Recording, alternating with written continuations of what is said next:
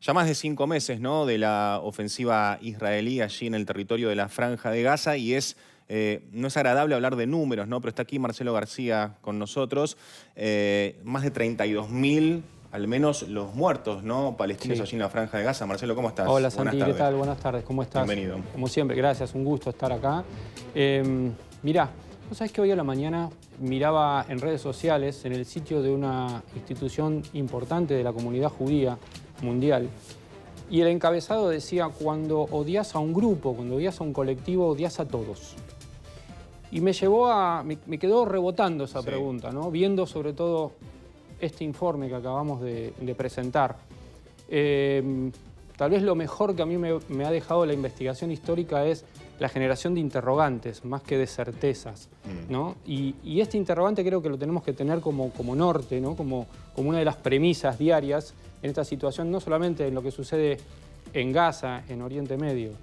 Y uno de esos interrogantes, a propósito de esto de las cifras crecientes de víctimas civiles, que se me generó también, es si un Estado legalmente establecido, reconocido mundialmente, con pleno derecho a defenderse como es el Estado de Israel, puede equiparar, debe equiparar sus políticas de defensa a las de un grupo terrorista, ¿no? Digo, es para plantearlo, ¿no? Es este todo o nada, aparentemente inexplicable, pero sin embargo podemos llegar a encontrar algunas respuestas en el informe que vamos a presentar, claro, porque de 26 historias. Hoy, Marcelo, venís a presentarnos un nuevo informe de 26 historias que tiene que ver con, bueno, justamente tratar de entender un poco el origen, ¿no?, del conflicto Israel y Palestina. Eso mismo, exacto. Sí, vamos a retroceder mucho tiempo atrás. Vamos a ir a la época del Imperio Romano, antes incluso. Aquí tenemos el tema que el informe que va a presentar Marcelo ahora, ¿no? Perdón, Marcelo. No, por favor, viene al caso. Y justamente, bueno, eso es lo que vamos a hacer, ¿no? A ir atrás en el tiempo, siglos atrás, y ver cómo se han reconfigurado los territorios, las estrategias, los socios regionales, para tratar de entender un poco esta coyuntura dramática que estamos viendo y esta historia que estamos viendo cómo se escribe, ¿no? Claro. Dramáticamente. ¿Lo vemos? Vemos el informe.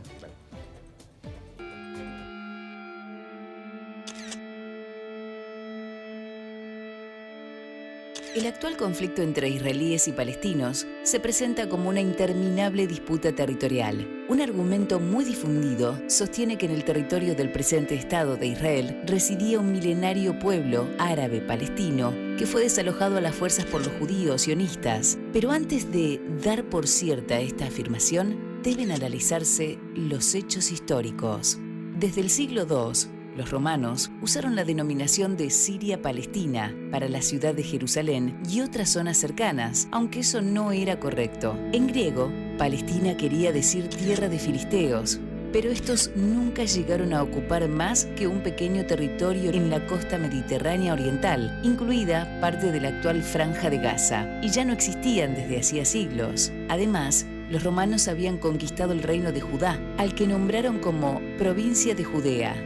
Dos nombres que quieren decir país de judíos. En aquellos tiempos, los judíos conformaban una enorme población distribuida por todo el Mediterráneo, y la gran preocupación de los romanos era que la popularidad de la ley de Moisés entre los pueblos oprimidos del imperio desembocara en una indeseada revolución en su contra. Para evitarlo, lanzaron masivas matanzas de judíos, un hecho que se conoce como la Primera Guerra Judía, la revuelta de la diáspora y la Segunda Guerra Judía.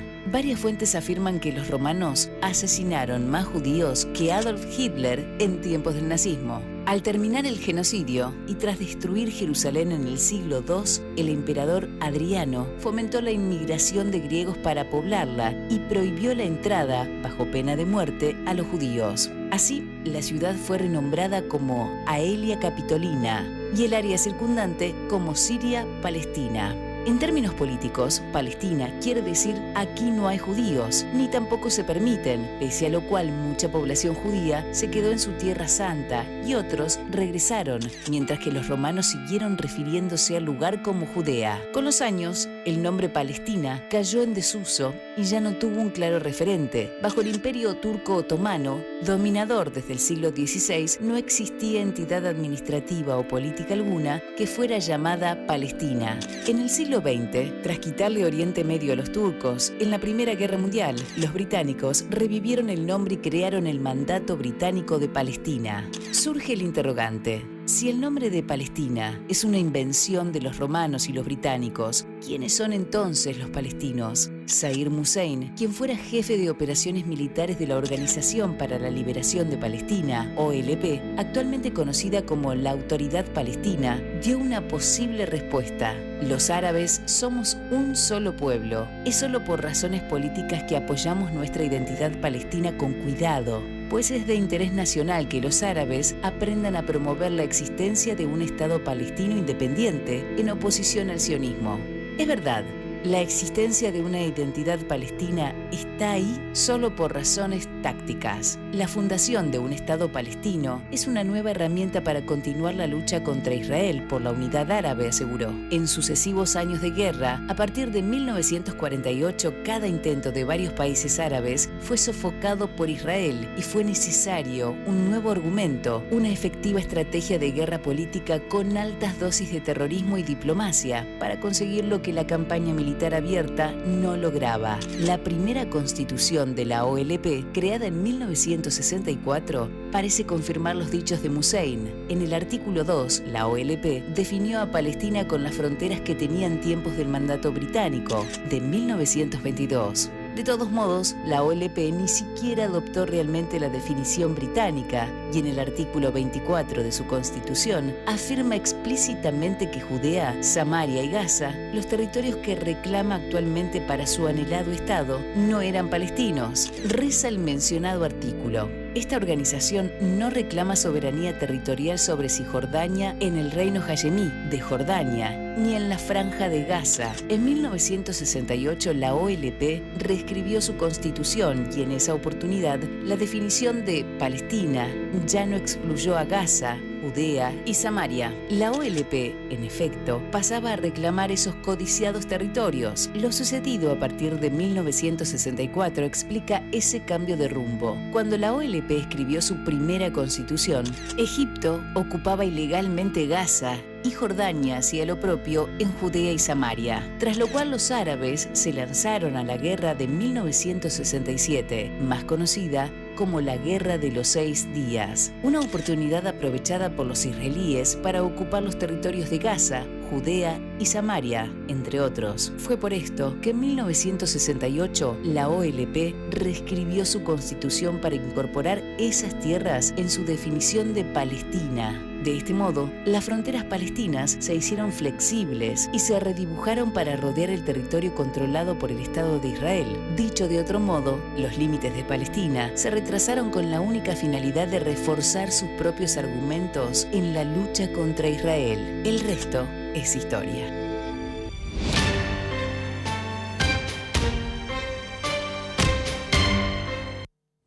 Bueno, muy buen informe, Marcelo. La verdad que no es fácil en 5 minutos resumir tantos años de conflicto, ¿no? Pero por lo menos un pantallazo de cuál es el motivo, ¿no? Las razones de este conflicto tan importante. Tal cual. Creo que quedó, como decís, bastante bien resumido, como para poder ir comenzando a desgranar, ¿no? Esta historia que parece justamente, como reza el título del informe, no tener final.